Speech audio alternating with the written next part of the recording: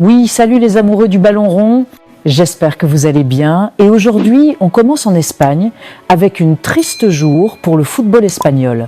Le monde du sport pleure José Manuel Ochotorena, ancien gardien emblématique du Real Madrid, de Valence et de la Roja, décédé à l'âge de 64 ans des suites d'une maladie. Triple champion d'Espagne et double vainqueur de la Coupe UEFA avec le Real Madrid, Ochotorena avait ensuite marqué l'histoire du FC Valence avant de devenir un fois entraîneur des gardiens très respectés. Il a notamment accompagné l'âge d'or de la sélection espagnole lors des sacres à l'Euro 2008, la Coupe du Monde 2010 et l'Euro 2012. Pensée sincère à sa famille et à tout le football espagnol, un grand nom s'en est allé. Et maintenant en France, aujourd'hui, focus sur Nuno Mendes qui s'est exprimé avec beaucoup de sincérité sur son évolution sous les ordres de Luis Enrique au PSG. Le latéral portugais reconnaît qu'à ses débuts, il n'était pas très fort défensivement, mais grâce au travail du coach espagnol, il est désormais beaucoup plus complet. Offensivement, il avait déjà la vitesse, mais Luis Enrique l'a aidé à progresser tactiquement et défensivement. Il salue aussi l'apport global du coach pour tout le groupe, notamment la polyvalence, qu'il qualifie de bagage qu'il gardera pour la vie, peu importe l'avenir de chacun. Une preuve de plus de l'impact fort du coach sur la jeune génération parisienne. Que pensez-vous de cela? Dites-nous dans le commentaire.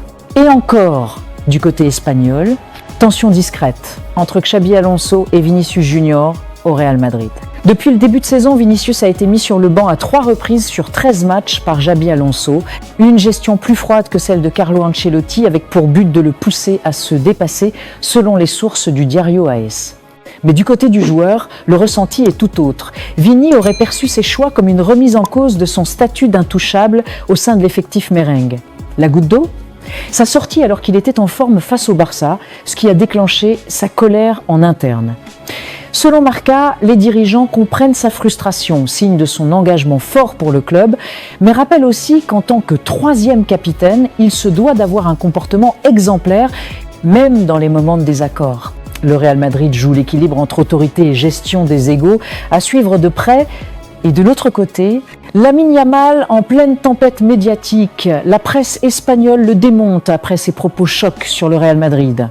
Le jeune crack du FC Barcelone, âgé de seulement 18 ans, s'attire de vives critiques suite à ses déclarations polémiques dans une émission avec Ibai Llanos, où il laisse entendre que le Real Madrid vole tout le temps. Une phrase qui a mis le feu aux poudres juste avant le Classico. Selon Marca dégaine en premier en titrant « Est supérieur à Lamine commence à comprendre comment fonctionne le monde du football ». Eh bien, le journal explique qu'à ce niveau, le talent ne suffit pas.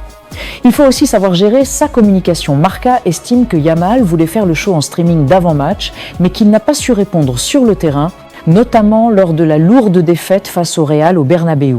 Ils ajoutent que ces mots sont indignes d'un joueur professionnel, encore plus d'un joueur du Barça. Jamais Messi, Xavi ou Iniesta ne se sont abaissés à ce genre de propos, même à l'époque des tensions entre Mourinho et Guardiola. Et selon AS, de son côté, souligne que Lamine a gaspillé son énergie à vouloir créer le buzz au lieu de se concentrer sur le match. Il a vidé son énergie avec Ibai Llanos, ou bien il l'a donnée aux joueurs du Real pour les motiver encore plus. Et maintenant du côté Barcelone, excellente nouvelle pour le Barça, Robert Lewandowski a repris l'entraînement collectif aujourd'hui. Selon Sport, le staff médical est très confiant quant à son retour cette semaine. Son état est jugé positif et un retour imminent est espéré. En parallèle, John Garcia poursuit également très bien sa convalescence. Il n'est pas encore forfait pour le match contre Elche, prévu ce week-end. Le staff évaluera son état mercredi lors de la reprise complète du groupe, mais aucun risque ne sera pris. Info signée Ferran Martinez via Mundo Deportivo. Que pensez-vous de cela? Dites-nous dans le commentaire. Et maintenant en Turquie, scandale majeur dans le football turc. La Fédération turque de football a dévoilé une bombe. 371 arbitres sur 571 seraient liés à des comptes de paris sportifs dans les ligues professionnelles. Et ce n'est pas tout. 42 d'entre eux auraient parié sur plus de 1000 matchs chacun, une statistique qui secoue tout le paysage du football turc. Le président de la fédération, Ibrahim Akiosmanoglu, a réagi fermement. Il annonce l'ouverture de procédures disciplinaires immédiates et promet une remise à plat complète de l'arbitrage, mais aussi fois du système football turc dans son ensemble. C'est peu, être l'un des plus grands scandales d'arbitrage en Europe de ces dernières années. Un dossier à suivre de très près.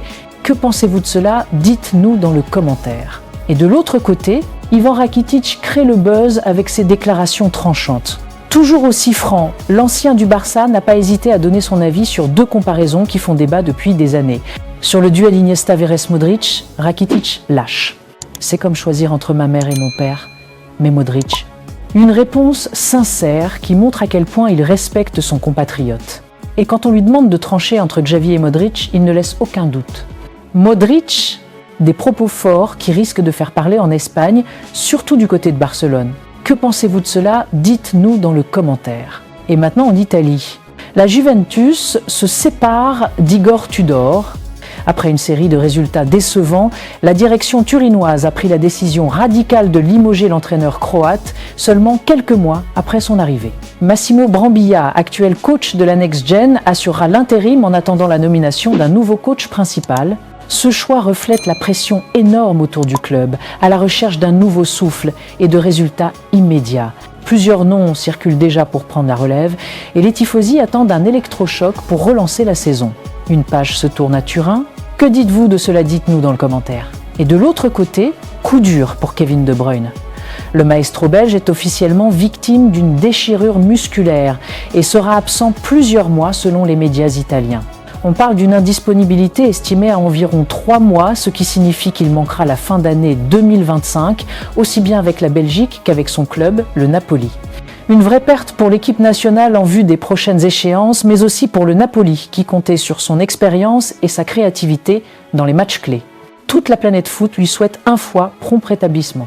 Et en Angleterre, John Textor frappe fort. Le businessman américain a déposé une offre de plus de 450 millions d'euros pour racheter Wolverhampton. Après avoir quitté Crystal Palace, Textor veut retrouver un pied en Premier League et les Wolves représentent pour lui un projet à fort potentiel selon The Athletic. Ce possible rachat pourrait relancer l'ambition du club, actuellement en quête de stabilité sportive et financière.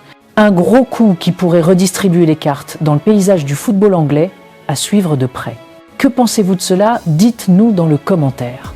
Et c'est tout pour aujourd'hui. N'oubliez pas de vous abonner et d'activer la cloche de notification pour ne rien rater de nos prochaines vidéos. Bye bye bye.